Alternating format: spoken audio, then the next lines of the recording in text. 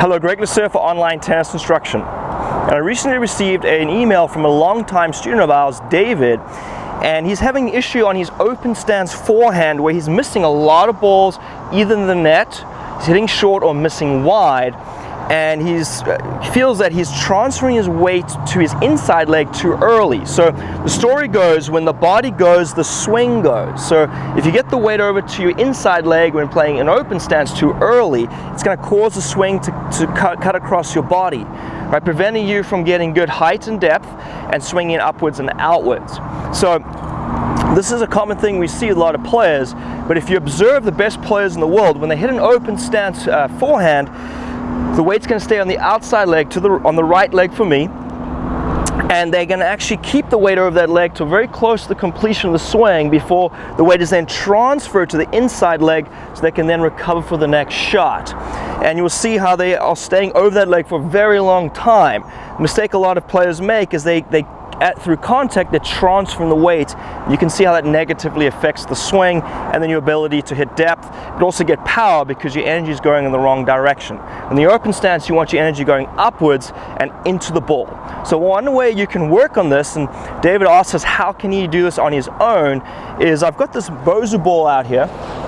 Now if you don't have something like this, if you have some kind of a box you can put your foot on, this will just give you feedback as to if you're transferring the weight to this inside leg. So you want to start with some self feeds, and you're going to turn in this position. Okay, you're going to bend this knee. Now the key is you're going to try to drive up off your outside leg and keep the weight over that leg. Now this isn't over exaggeration, but you want to try to exaggerate this so that you're not losing or not transferring your weight too early to the inside. All right, so I'm going to start like this. I'm going to drop the ball, and I'm going to hold my finish with my weight over the outside leg, right? Watch another one,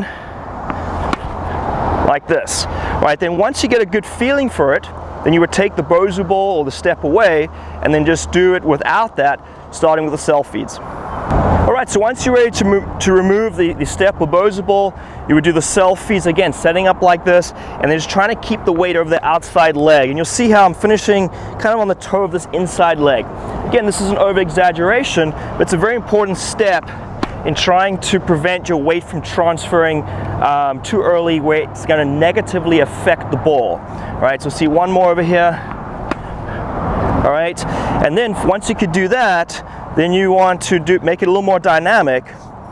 And again, these are all ways you can practice on your own. So from here I can toss the ball out, and I want to try to hold that finish for a second, and then I want to come back to this position. I toss the ball again, I'm going to hold for a split second and come back this way. And then you can make it a little more dynamic where you try to recover a little bit faster, but make sure you get very close to the completion of the swing before you transfer the weight over.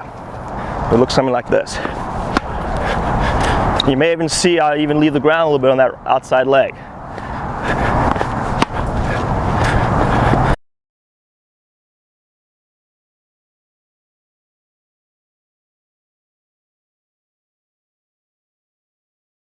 All right, so those are some ideas and some regressions of how you can work on this on your own. But let's just take a look at some slow motion on what it looks like when you transfer your weight too early, and then compare it when you keep the weight over the outside leg.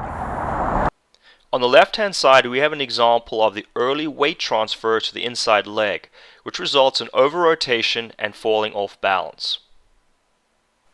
Now notice how it can result in the swing pulling across the body, shortening the hitting zone, which can result in the ball either landing short or missing wide or in the net.